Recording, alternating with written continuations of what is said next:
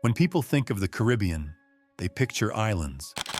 But there's one country on the South American mainland that helped create the modern Caribbean as we know it. Guyana might be geographically in South America, but its heart beats Caribbean.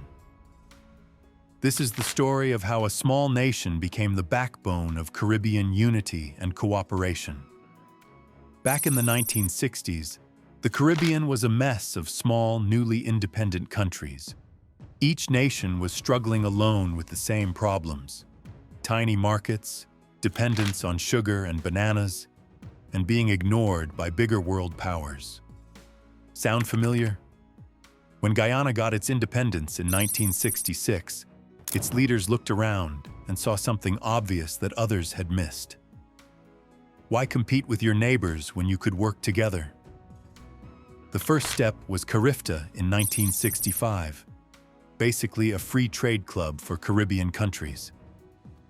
Guyana didn't just join, it pushed hard for this idea.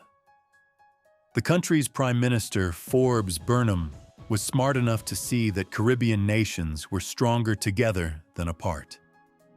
Think about it this way. If you're trying to negotiate with big companies or countries, who gets more respect? One small country asking for help, or 15 countries speaking together? On July 4th, 1973, 4 Caribbean leaders, Forbes Burnham of Guyana, Errol Barrow of Barbados, Eric Williams of Trinidad and Tobago, and Michael Manley of Jamaica, met in Trinidad and signed the Treaty of Chaguaramas. This created CARICOM, the Caribbean Community. It wasn't just about trade anymore. This was about becoming a real family of nations. Every family has arguments, and CARICOM was no different. But Guyana became the family mediator, the country that helped solve fights between neighbors. In 1983, there was big trouble in Grenada. Some Caribbean countries wanted to send troops, others didn't. The region was splitting apart. Guyana stepped in and said, "Let's talk this through." They hosted meetings and helped find solutions that everyone could live with. The same thing happened with Belize. Guatemala claimed Belize belonged to them, basically trying to steal a whole country. Guyana helped organize Caribbean support for Belize and worked with international organizations to protect their neighbors' independence. Why was Guyana good at this? Simple. They had their own border problems with Venezuela, so they understood what it felt like to have bigger neighbors making threats. Guyana didn't just talk about Caribbean unity. They put their money where their mouth was. In 1970, Guyana helped establish the Caribbean Development Bank, which allowed Caribbean countries to access loans from a regional institution that understood their unique needs. Before this bank, Caribbean countries had to beg for loans from American or European banks. These foreign banks didn't understand Caribbean problems and charged high interest rates. The Caribbean Development Bank was different. It was owned by Caribbean countries and understood Caribbean needs. Guyana contributed money to this bank even when their own economy was struggling. Why? Because they knew that helping Jamaica or Barbados develop would eventually help Guyana too. The country also pushed hard for something called the Caribbean Single Market. This allowed people, goods, and services to move freely between Caribbean countries, like the European Union, but for the Caribbean. Today, if you're a nurse trained in Jamaica, you can work in Guyana.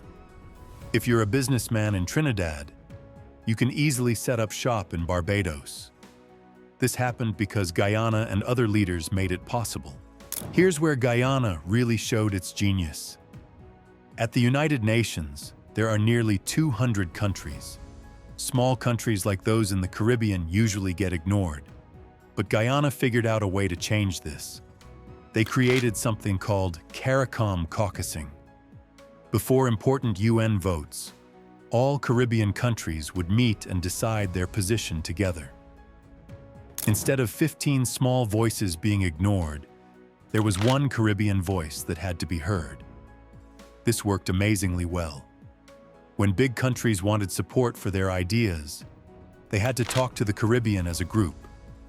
Suddenly, small island nations had influence in world affairs. Guyana often led these discussions in New York. Their diplomats became known as smart negotiators who could bring different viewpoints together into one Caribbean position. On issues like climate change, this unity was crucial. Caribbean countries are most at risk from rising sea levels and stronger hurricanes. When they speak together about climate change, the world listens.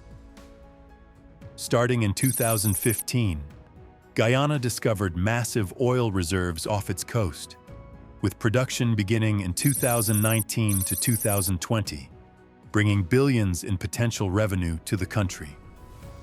We're talking about billions of dollars in oil revenue, enough to transform not just Guyana, but potentially the entire Caribbean region. Some people worried this would make Guyana selfish. With all this new wealth, why would they care about their Caribbean neighbors anymore? But Guyana's current president, Dr. Irfan Ali, made it clear that oil wealth comes with responsibilities. The country is using some of its new oil money to strengthen CARICOM projects and help fund regional development. For example, Guyana is investing in regional food security projects.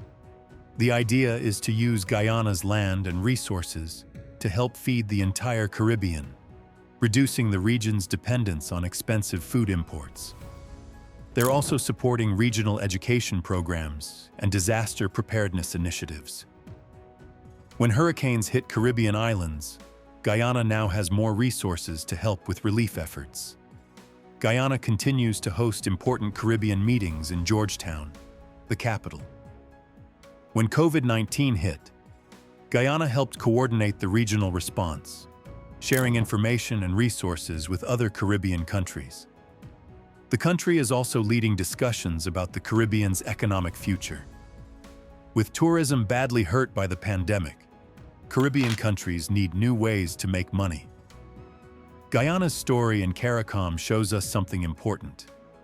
Leadership isn't about being the biggest or richest. It's about having vision and staying committed to your values. For 50 years, Guyana has been the backbone of Caribbean unity.